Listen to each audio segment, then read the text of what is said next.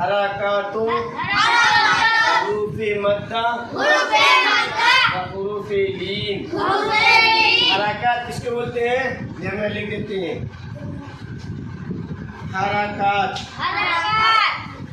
ज़बर ज़ेर पेश, इसको क्या बोलते हैं? हरकात। हुरूफे मद्दा देखो यहाँ, हुरूफे मद्दा कितने हैं? हुरूफे मद्दा 3 है, 3 है। कितने रे? अलिफ या वाव। हुरूफे लीन कितने?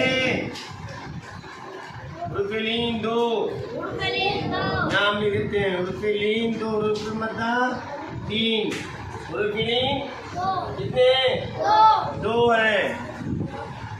हुरूफे लीन 2 है। क्या क्या? वाव या, वाव वाव या।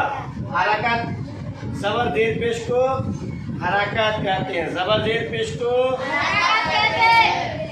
अलिफ या वाव हुरूफे मद्दा, अलिफ या वाव, अलिफ से पहले